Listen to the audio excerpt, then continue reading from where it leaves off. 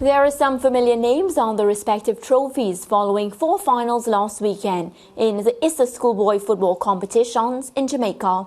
Jamaica College secured their 31st Manning Cup title. Tivoli broke a 17-year drought with their 5th Walker Cup crown. Clarendon College won the DaCosta Cup for the 10th time, and Glenmuir High are again Ben Francis Cup champions.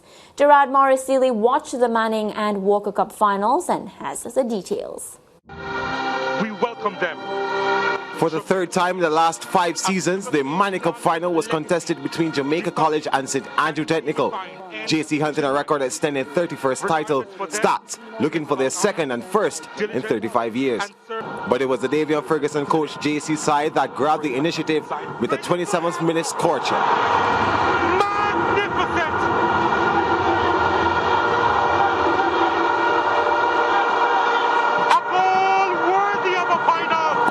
Stats will respond, however, through their talisman Shaquan Satchwell in the 59th. There it is! The equalizer! Like it was in the 2017 and 2019 finals, plus the Champions Cup semis last week, the teams ended 1-1 in regular time. The match going to penalties. This time it was Stats who grabbed the upper hand. Goalkeeper Jaheim Williams saving the first spot kick from Romain Blake. Stats was perfect through their first 4 kicks, which meant 5th man up, Namar Nelson, had the chance to win it. Oh, he skies it! Jamaica College alive! JC let off the hook and they capitalized, eventually taking the contest 8-7 in sudden death penalties. Heartbreak for St. Andrew Technical again! And Jamaica College are champions of the Manning Cup again! It's an exciting feeling. I think after the hard work that we put in all summer for the past 5-6 months, I think we deserve to win. We know Stats, tough team, excellent final from them. They were worthy finalists, and sorry that they had to lose, but I think we deserve to win in the end. The Manning Cup final was preceded by the Walker Cup finale, with Tivoli outlasting Haile Selassie 6-5 on penalties. Tivoli took the lead through their captain Daniel Watson's brilliant header in the 35th minute, but Joshua Dewar got Haile Selassie's equalizer in the 49th. In the shootout, both teams missed their opening spot kicks, but it was Tivoli who held their nerve. 72nd minute substitute Tyrese Francis failing to convert for Haile Selassie, who were seeking their 1st ever title. For Tivoli, it was their 5th Walker Cup title and 1st since 2005. All right, so team JC able to beat Stats. The match went down to penalties. You saw that coming, George? No, I was away for the whole time, so I'm just catching up the highlights now. I'm crestfallen for St. Andrew Technical High School. I don't know what else is left for them to do to win a Manning Cup final. They've been to the well so many times, and the bucket always finds a way to spring a leak. The JC machine is awesome. They've proven their credentials time and time again. The Miguel Coley era, they were awesome. Davion Ferguson has taken them and he has put them back where they think they belong, the JC team. Credit to him and his coaching staff. And it's a tremendous achievement and a success of planning and coordination for the JC team to continue to produce quality sides with the ability to win Manning Cup titles. And I want to doff my cap to them. A tough look for Stats. Yeah, Lance, when you saw that match went to penalties, what were you thinking? Well, when I see penalties coming up, my mind gets open. It's anybody's race because, you know, penalties are like a dice, like throwing a dice. Having said that, though, when I saw St. Andrew Technical miss the 5th penalty, which they would have been successful if they got that, I told myself at that point that they've let JC back in and JC won't lose from here, and that's how I felt. Credit to JC, though, as George said, they have a proper program there.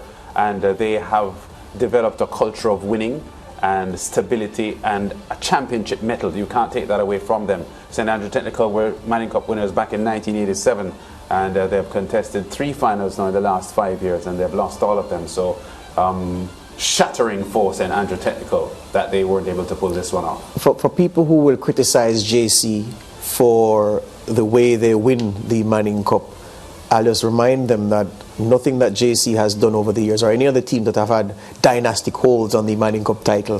When KC was winning it with regularity, JC and other teams before them. Georges.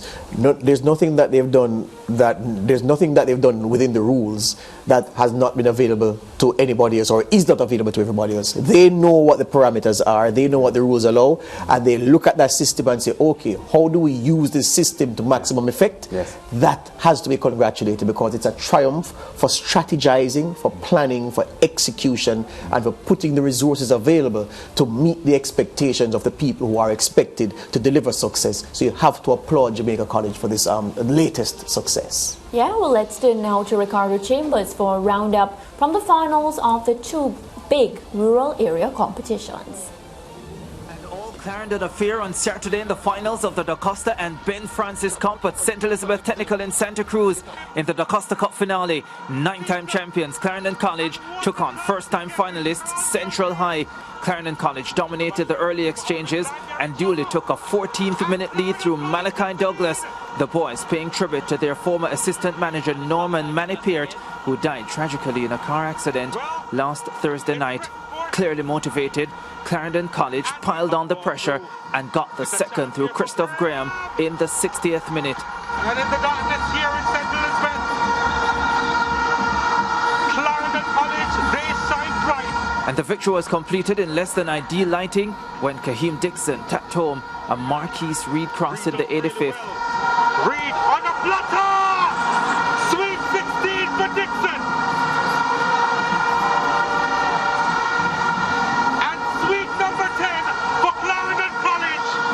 They remain third on the all-time list, 2 behind Cornwall College and 1 behind Racees.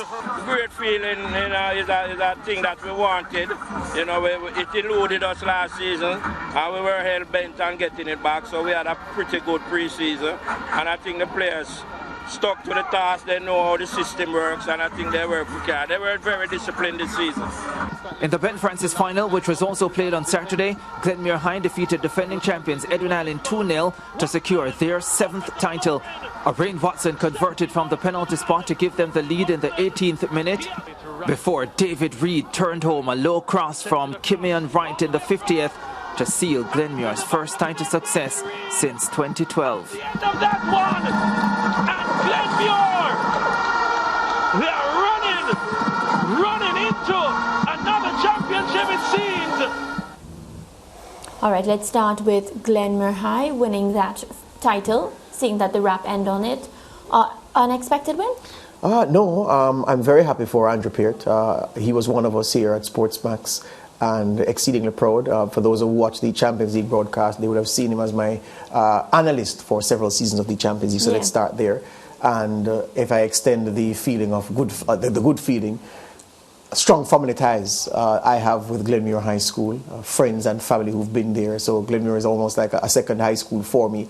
Always happy to see them win things. They're an outstanding educational institution and a sporting institution, academic and sporting institution, and it's proud I am to see them win again. Clarendon College, another school, strong family ties again, some very good cousins who went to CC, and they've always been there or thereabouts, even when they're having a bad season. When they're good, they are as dangerous as any of the leading lights, and I'm also happy to see them chalk up yet another win, and they're right in the slipstream lands of my favorite DaCosta Cup team, Racees, and they are just behind Cornwall College as well. So Teacher Hyde, Lady Teacher Hyde, who is the winningest coach if you combine all of the major titles in Jamaica, schoolboy football and senior football. Nobody has won more titles combined than Glenworth Hyde. I suspect Glenworth Teacher Hyde will not walk away from Clarendon College until he has them ensconced as the most successful DaCosta Cup team of all time. They're about 3 away.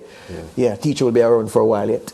And the fact is they do it attractively. You know, people like winners, but it's especially satisfying when they do it with class and attractiveness. And Clarendon College has the imprint of Lenny Hyde's philosophy of football, good passing game, good ball handling skills, and they're just a pleasure to watch. Clarendon College, Lenny Hyde just, transitioning from an outstanding player into an outstanding coach. You know, I'd love, it's a very good point you make, because there are some Manning Cup coaches who've done well who I wouldn't want to play for, and DaCosta Cup coaches. I'd love to play for Teacher Hyde, because you can tell that he says, okay, you're a dribbler, go and dribble. That's what you're good at. Yeah. Some coaches will say, no, I don't want that. I want you to play shackled. I want you to be disciplined and almost stodgy.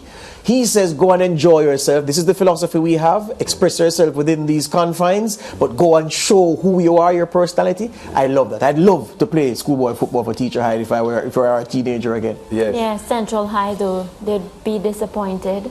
Well, they were underdogs going in, and they were surprising finalists, having gotten there, so credit to them to get this far. But you're not going to go to a final and beat Clarendon College easily, so Clarendon College doing what was expected of them. Central High from Clarendon as so well. It was all Clarendon teams in both finals. I started taking note of them earlier in the season, yes, when I think they beat Miron Gordon's defending champions, Garvey Maceo. So I said, yes. And then when I spoke to Miron, he said, no, they're a serious team and they're very well coached. So he expected that they would go very, very far this year. So that was from the group stages he was saying that to me. Yeah. And I started taking notice then. So happy to see them run all the way to the final and hope that they retained enough of the talent to make a I think it was Manchester High that they upset in the semi-final to get into the final, and that was an unexpected win for them. Yes. So many people didn't expect them to get all the way to the final. So credit to them for getting there. As we said on the show last week, people always say people never remember second place and runner-up. But I think there are times you should remember them, because that was a performance punching above their weight. Yeah, of course, defeating all the odds that came their way. Yeah. They just couldn't get over the line to beat Clarendon College.